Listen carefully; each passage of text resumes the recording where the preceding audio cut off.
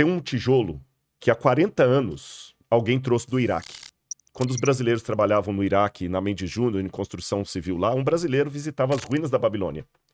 E fez amizade com um soldado lá, brasileiro, gosta de falar de futebol, aquela coisa toda. Quando ele estava voltando pro Brasil, ele pediu aquele tijolo. E trouxe pro Brasil. Ele trouxe porque o tijolo tinha uns desenhos bonitinhos.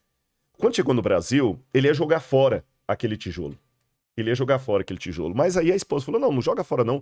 Dou pro professor Paulo Barbosa, que ele é professor de história. Ah, bom. Esse professor ficou com esse tijolo mais de 20 anos. Quando eu estava no museu mostrando algumas escritas cuneiformes, esse professor chegou e falou, eu tenho um tijolo lá em casa com esses desenhos. Eu vou doar pra vocês.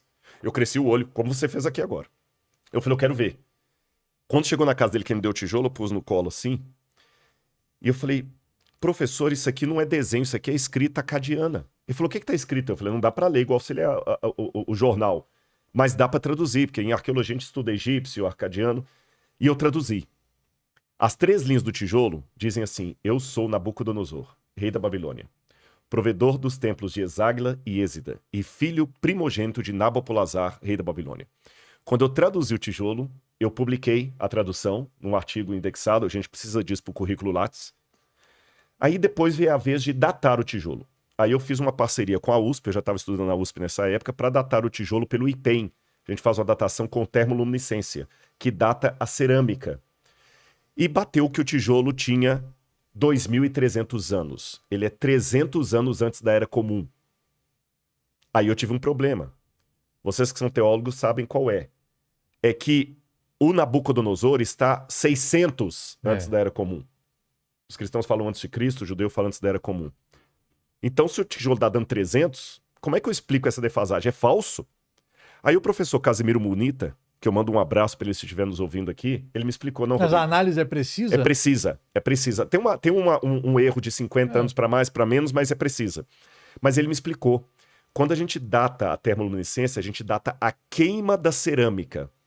Então, por exemplo, aquele incêndio que teve no Rio de Janeiro, as peças egípcias lá, que são da 18ª dinastia, vão datar agora como sendo da época da queima. Porque a queima que dá a data, vocês entenderam? Entendi. Então ele falou, deve ter tido algum incêndio na Babilônia e esse tijolo estava no incêndio.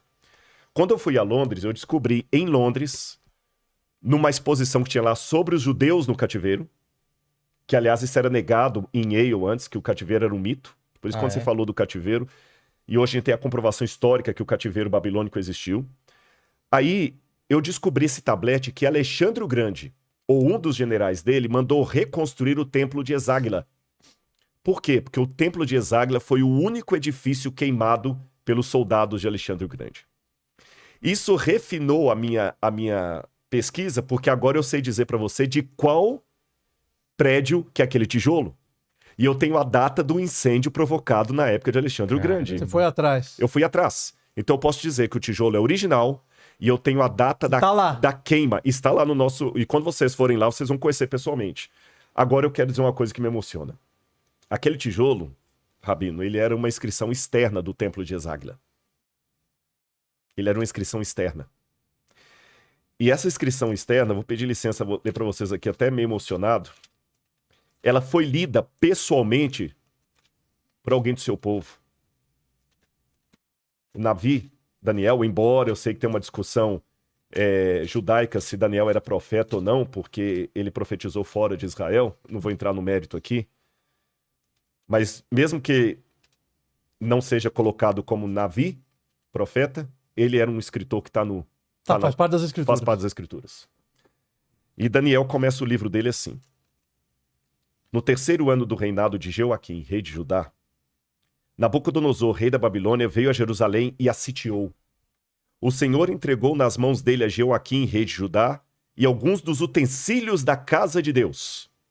Nabucodonosor levou esses utensílios para a terra de Sinar, para o templo do seu Deus, e os pôs na casa do tesouro do seu Deus. Caramba.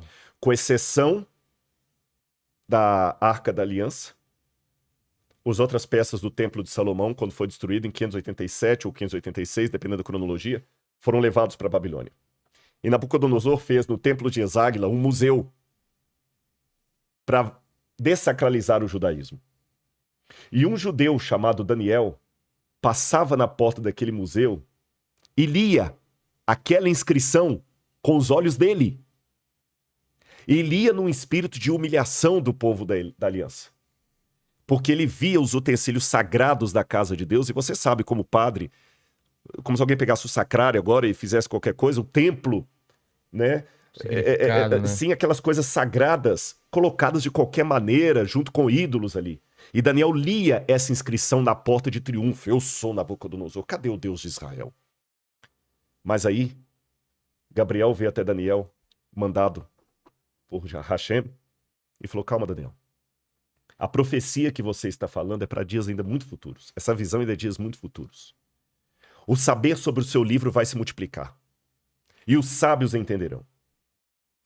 2.600 anos depois, Hashem, o Senhor, permitiu que aquele tijolo que Daniel leu com os próprios olhos dele estivesse num país chamado Brasil, num outro museu que testemunha para as pessoas que isso aqui não é um conto da carochinha. Mas quando você teve acesso a esse tijolo, qual foi a sua reação? Essa? Talvez com mais intensidade. Tem coisa que é mais mostrada, sabe? E até hoje eu me emociono falando isso, porque quando as pessoas vão lá, na mesma época, eu mostro assim: você hoje pode ter dificuldade, você pode, mas olha, Daniel morreu sem ver isso, mas Hashem, que já conhece o futuro desde o passado, Deus não pensa, Deus sabe. Ele não raciocina, ele não chega a conclusões, ele já sabe o fim desde o princípio. Agora, Nabucodonosor, ele era tão ganancioso, esse Nebuchadnezzar, que antes de morrer ele escondeu os seus tesouros. Exatamente. Para que nenhum homem tenha acesso à sua riqueza. Quer dizer, ninguém pode ser tão rico como eu fui. Exatamente. Então, olha a mentalidade desse homem antes de morrer e olha a mentalidade de outras figuras antes de partir. Exatamente. E aquele tijolo, eu digo para vocês, meus irmãos, tá lá. Ele tá lá. Vocês vão ver. Para mim é o pedaço que tem. E quando eu tô com problemas na minha vida, dificuldade, eu lembro de Daniel e do tijolo que Hashem permitiu vir à minha mão para eu testemunhar. Só para fechar isso aqui. Sabe que essa sensação que você teve, eu tive quando eu fui nas escavações do muro, das Lamentações, sim. E eu cheguei perto do lugar mais próximo que existe do Kodesh HaKodashim. Do Santo dos Santos. Vilela, quando eu rezei lá, ninguém conseguiu me tirar. Eu também. Eu fiquei lá, grupo foi embora. Eu fiquei lá. É uma coisa poderosa. Eu não saía de lá. É a fome. Exato. Fome. É a sede. É a sede, é a fome. E só uma frase para terminar meu raciocínio aqui. Sabe o que é isso que eu digo?